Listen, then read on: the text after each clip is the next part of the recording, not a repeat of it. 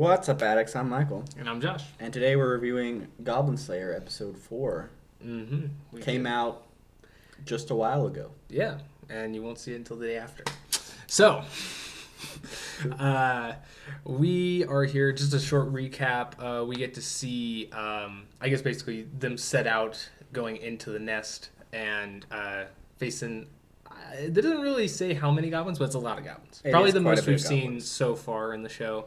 And we get to see a little bit more of what these other adventurers like weapons and their abilities, and see if they size up to their rank, which I'd say for the most part they do. They got a few exceptions with them because Goblin Slayer is the man for the plan with goblins. The plan.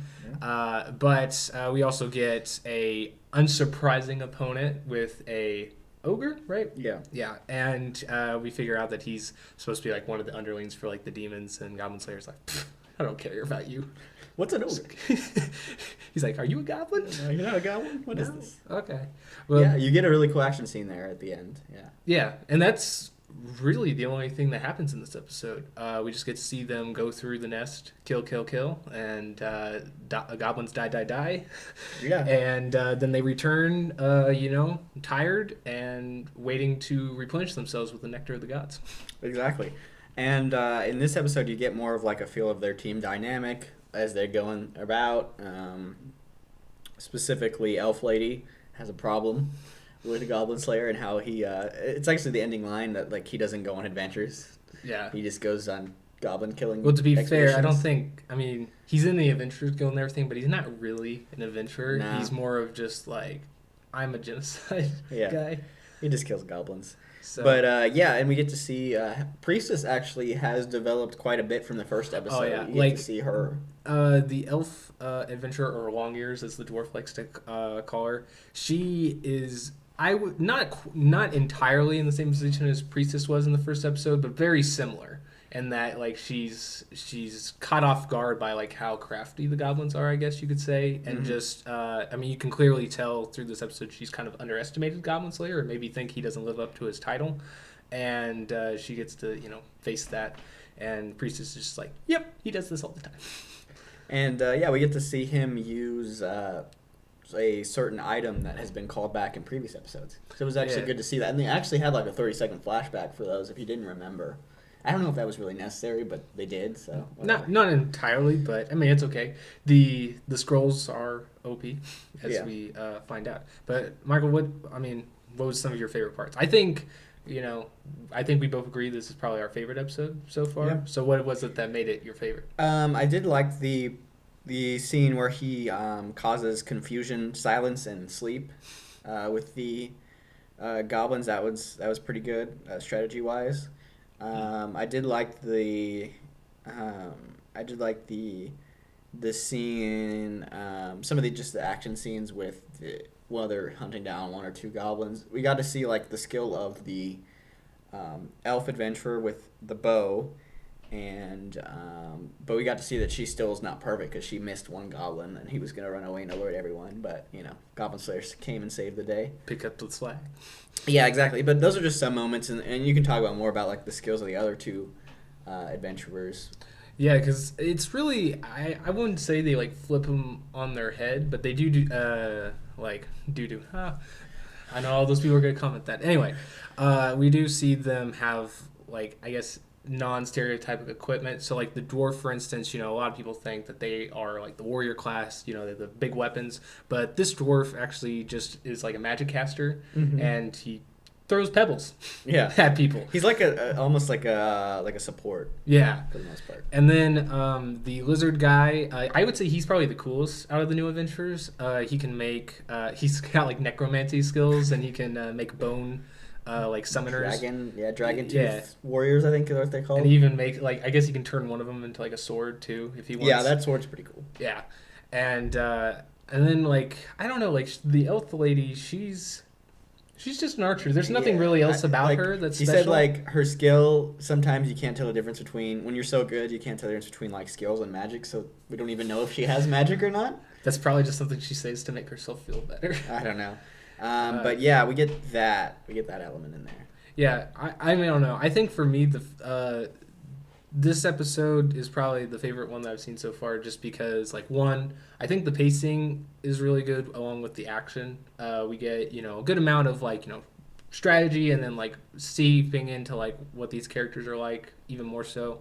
Especially more so with the adventures, because we already know about Goblin Slayer's, like, character. It's just that you get to enjoy seeing him talk. But, like, I don't know. Just like I guess this is what I'm trying to say is this is like the perfect episode of like embodying what the title is and what the show's supposed to be, because it's just him going around killing goblins, And I love seeing it. It kind of reminds me of Hajime's character a little bit, just because he's like, this is my goal. I don't care about anything else besides my goal. And so we see him. They come across another elf adventurer that has been captured by the goblins, and obviously she's been having stuff happen to her. Yeah. And we see that she's not really. I mean, she's kind of accepted her fate, and she's not asking for anybody to save her. But the other adventurers want to, help her and everything. And he's just like, "Nah, I'm gonna kill them all." And she's like, "You do that," and he's like, "I will." So I like those little moments too. Yeah, I also like the. It's a more of a subtle moment, but when the elves actually come and like they're like, "Oh, what happened?" and they just like walk away. Yeah, like, we killed goblins. He's I don't like, think any the of them deed said is done. anything. I don't need to report to you. I just need to go to the guild and get my money. Yeah. So, overall, the team dynamic, we got to see them build. In the last episode, we got to see, we got to see some cheese. We got to see team building. But in this one, it was great to see them work as an actual team as far as in the action scenes and taking down goblins and such. Yeah, and it seems like I guess it's basically, it's not confirmed, but I think they did a good job of being like, yeah, this is probably what's going to happen. And what I'm referring to is the adventurers that were with him and Priestess being, I guess, joined with their party, because she's like, oh, I want to take him on a real adventure someday. So it's almost like, out of how much he impressed them, they're willing to be like, yeah, we're going to do stuff with you. Yeah, and I'm okay with that. I think I like all the characters, and I think it's more, although I will say, I don't think it's going to be like Priestess, where they like go with him like everywhere, but it'll probably just be like, hey, you want to go do something today? Sure. And then like they don't see him for like a week or whatever, a month. But that could be different, because like in the show, they could just elapse time so we see them. But yeah, we'll have to see. This one's 12 episodes, or 12 or 13, I'm not sure. Also, one thing that we completely skipped over is that we get to see more about the gods. Yes, that's what I was going to talk about. Yeah. So we get to see more of an explanation. Like in this one, there actually is two gods, as far as we know. A good god. I don't know if they're really the god who uses adventurers to try to accomplish her goals, or his goals, and the other one who uses goblins, I guess ogres, we know for sure, demons, I guess, are in this world. So we get kind of an explanation of like what are the good races. We got elves, dwarves, lizard men, and humans. That's pretty much it. And then like goblins, demons, and ogres on the other side. Yeah, like that. There may be more. We don't know all of it. Pretty much everything else besides everything the else other on ones. the other side. Yeah, so we actually do get to see some kind of that playing out, and how it's all of a roll of a dice if like the adventurers survive or not. So now I'm curious, I guess, going forward into a little bit of what you want to see later on.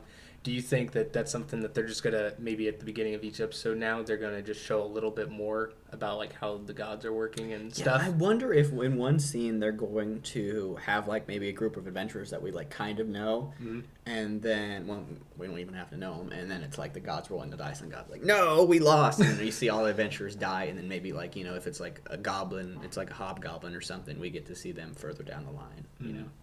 Yeah, because there's only like 12 episodes, so we're almost in like 2 weeks, or in 2 episodes we'll be like halfway done. So I'm really curious if they're like how they're going to play that, and how soon is it going to be. So yeah, I mean that's pretty much it. We covered everything in the episode, looking forward at what we're doing and what'll happen next, and the action in this episode was really great. So. Yeah. So if you guys haven't seen it already, go grab your Nectar of the Gods and go watch it, because it's pretty good. So anyway, guys, we'll see you next week for the next episode. Peace. Later.